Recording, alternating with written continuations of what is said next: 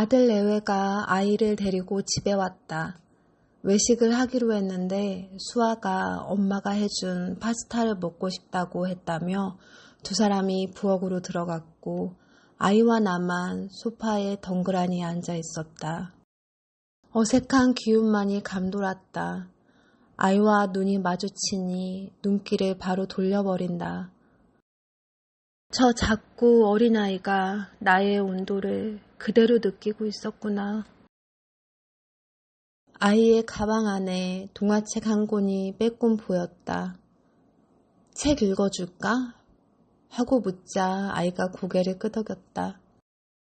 그 김은영? 엄마가 지으신 책이구나. 아이가 고개를 끄덕이며 작은 손으로 책을 펼쳐 보인다. 아들에게 책 읽어주던 예전 실력을 발휘해 책을 읽어주었다. 재밌는 장면이 나오자 아이가 까르르 웃었다.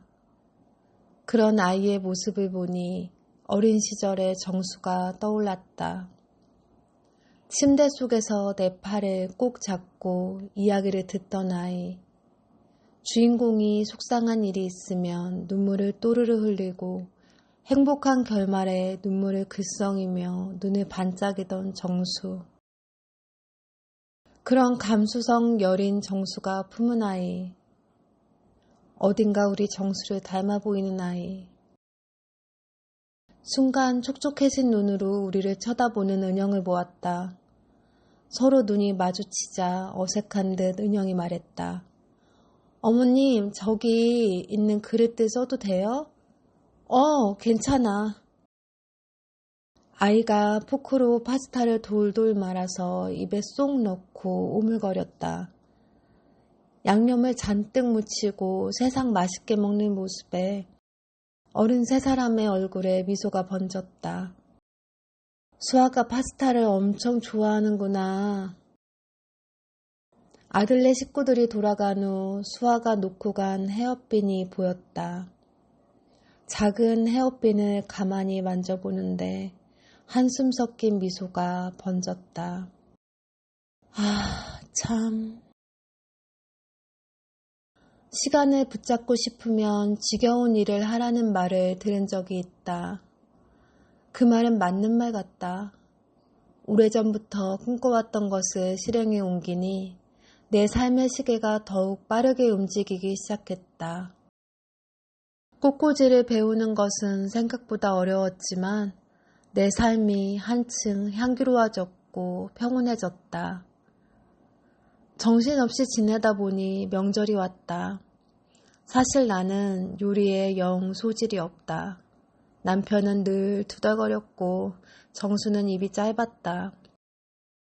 요리에는 자신도 없고 흥미도 없는 세월이 30년이니 시어머니가 되었다고 명절을 앞두고 시장과 대형마트를 누비며 장을 볼 마음이 갑자기 생기진 않았다. 그래서 명절에 간단하게 사 먹자고 했는데 은영은 집에서 음식을 하고 싶다고 했다. 누가 보면 시어머니랑 며느리랑 바뀐 줄 알겠다. 수아는 애착 인형을 꼭 안고 소파에 앉아 있었고 우리 세 사람은 나름 분주하게 음식을 준비하고 있었다. 어머님, 저거 할게요. 앉아 계세요. 아니야, 나도 같이 하고 싶어.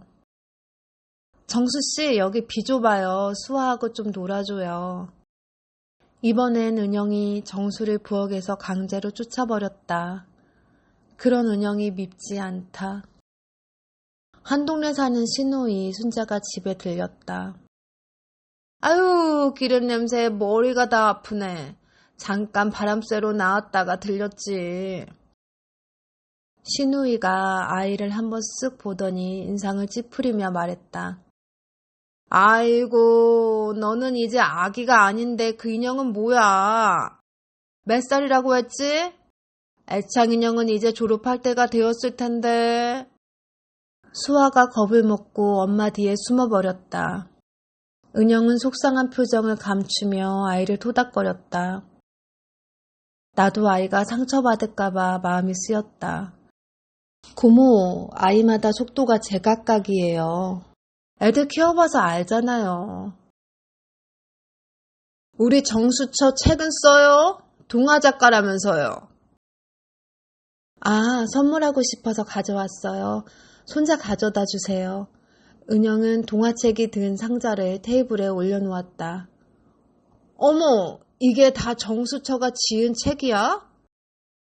첫 명절이라 안 그래도 찾아뵈려 했는데 책도 무거우니까 모셔다 드릴게요.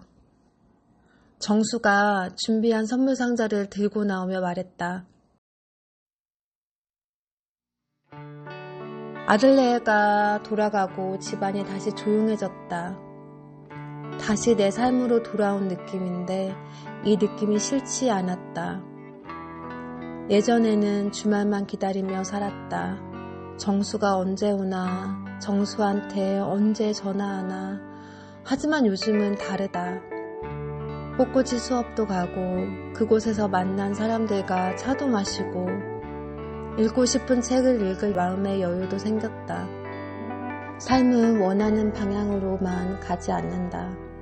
현실엔 꽃길만이 있지 않으니 지긋한 길이라고 생각했던 그곳에서 비로소 삶의 가장 값진 원석을 건져 올릴지 모를 일이다. 창문을 열자 상쾌한 바람이 살며시 들어왔다. 꽃병의 꽃잎이 가볍게 흔들렸다. 생각보다 괜찮다.